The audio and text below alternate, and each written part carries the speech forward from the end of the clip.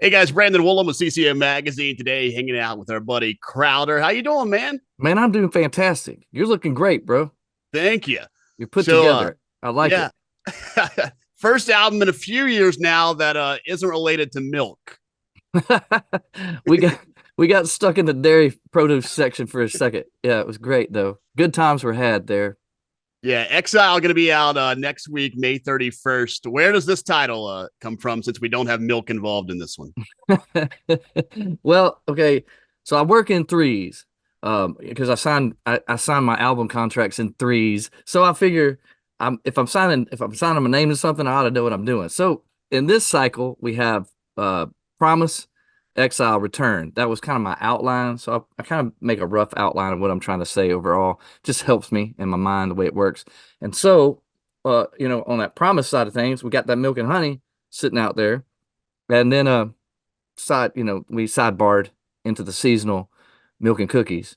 That one doesn't count in the trilogy.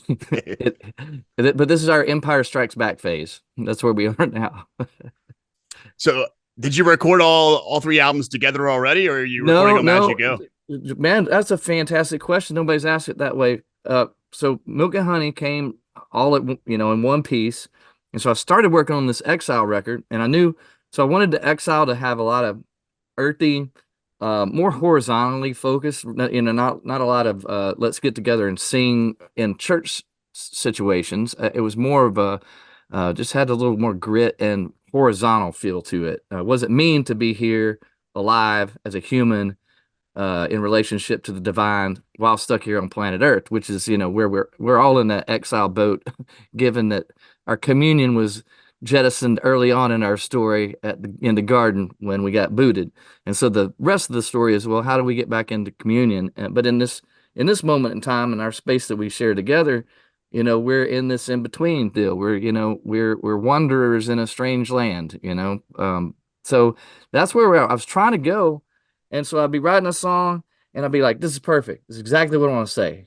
And another one come out, exactly. This is a perfect song for the exile. What we're doing right now. And then all of a sudden, I'd be in a room writing, and I'd be like, "This is a great song. I love this song. I don't know what I'm going to do with this song. This doesn't fit the record."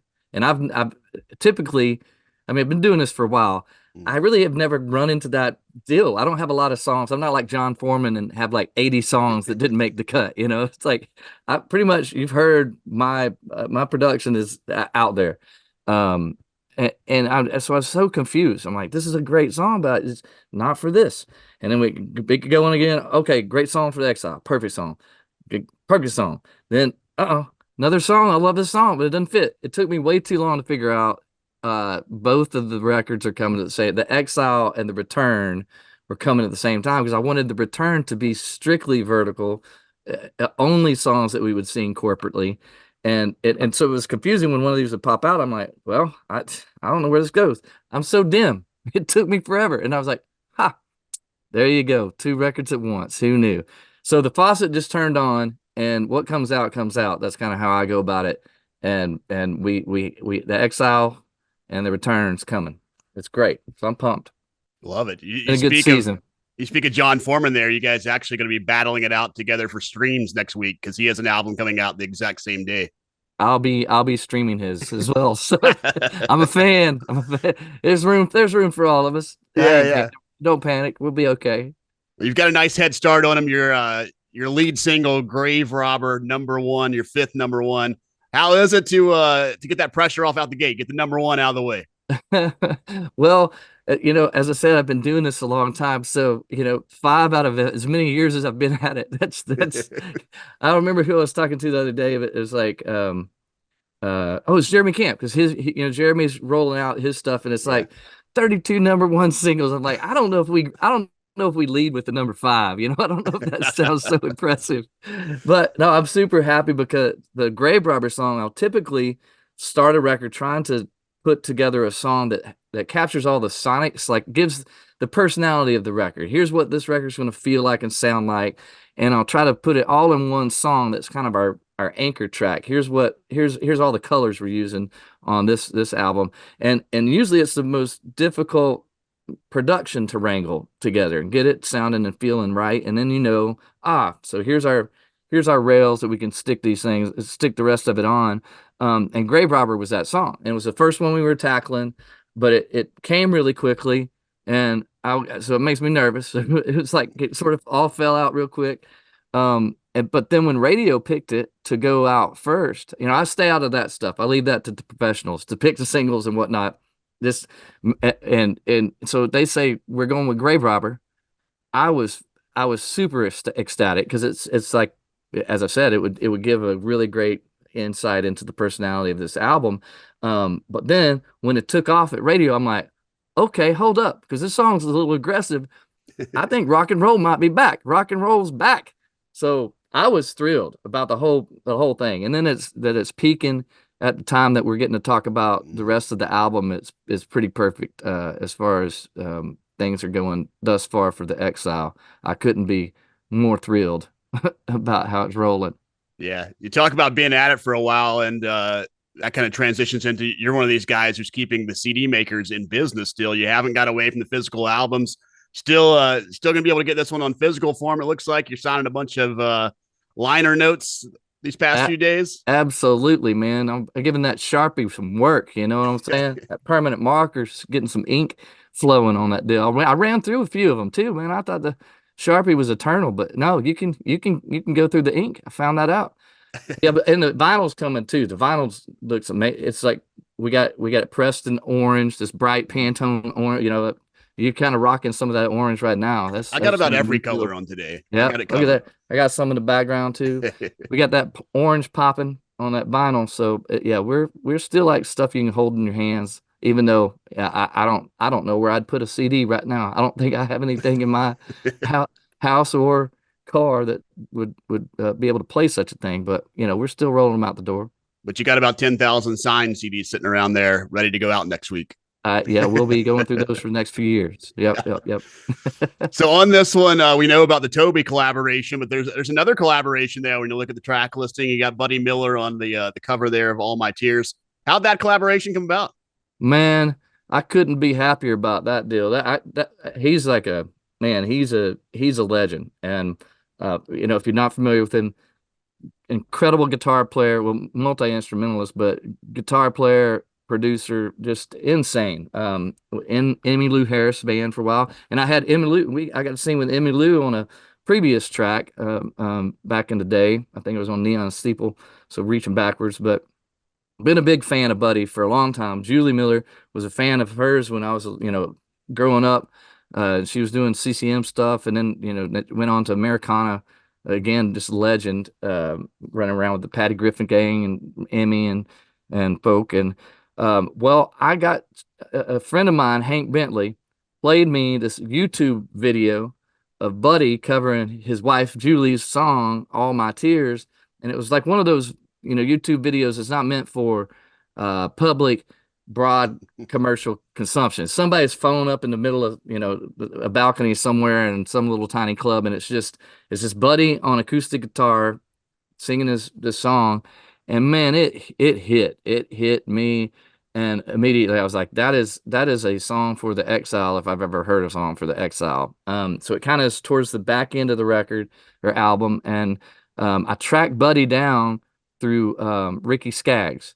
I figured Ricky would know Buddy, and Ricky and I have worked together before, and I'm just a big fan of him, and he's just such a sweet man in my life. And hollered at him, hey, there's this tune I want to cover. Can you hook me up with Buddy? And he did. And so I reminded Buddy that I had shared a plane flight with him and Julie from Dallas to Waco, Texas, back when I was in Waco, Texas, and we got to sit in the back of the plane, and I got to be, fanboying all over him. It was probably uncomfortable for them, but it was a very, very, very beautiful, rich time for me. And so we rekindled our brief friendship, and I talked him and twisted his arm to get on this album, and man, he sounds incredible. He's playing guitar and singing, and his voice when it comes in on the second verse is just, my goodness. It's like a angel swallowed gravel. It's beautiful. That's awesome. You got Toby Mac on this one too, on Dash, and I didn't realize what the actual Dash represented. I didn't pay attention enough. That's a pretty cool story about what the Dash actually represents in that song. Well, it all came from a sermon on a Sunday morning. I think I think most songs should probably start there if I was honest. But it was, yeah, our pastor Louis Giglio was preaching, and he had mentioned this before just over at dinner one time, but it's just the idea of it just blew my mind. But he's talking about being at his dad's graveside, and on the tombstones written the year born, the year of passing, and then in between's just this little line. And we're all in. If we're all going to be honest, we're all going to be in that same spot as well. What are we going to do with that little line? And with this brief breath that we're given, what do we leverage it for? And can we join our story with a bigger story than our own? And so that whole song I wrote mostly on a sitting there on a Sunday morning listening to Louis talk. And goodness, to have anybody that's able to say something weighty and of substance about our mortal state and what it means to leverage life towards something. I couldn't find anybody better than Toby Mac to give us some insight there. He sent me his lines. I think they call them bars. He sent me his bars back of how he's going to talk fast in time. And man, I read them on just a text message. I was like, oh my gosh, that is it right there. And so I had spent 2 years out with them on the Hits Deep tour. They're just such a great group of people, and watching Toby carry some really personal moments in a public way that help us all know what it means to be alive and in love with Jesus here on planet Earth. That he's been amazing part of life for me. So I couldn't be happier to have him a part of such a song as that. Yeah, that's one of the few songs we've got to hear already. That's going to be on Exile. That'll be out next Friday, May 31st. What's one of the tracks that you just can't wait for people to get on their playlist and actually get to hear that you've had sitting in the can for a while on next Friday? Dude, there's this one song called Unstoppable, and it's a head bobber. But man, it's also got the funniest bridge I think I've ever written. At the same time, it'll break your heart. And then also it has, if you'd ever told me I would have the line "Winner, winner, chicken dinner" in any song I'd ever write, I'd have said, no way. I would have lost that bet. But so we got "Winner, winner, chicken dinner," and then we've got a fun bridge that I can't wait for people to hear. It's a fun song. It goes hard. So That's that one's awesome. that one's at the top of the list. I think people are going to dig it. It's very Crowder-esque. Yeah.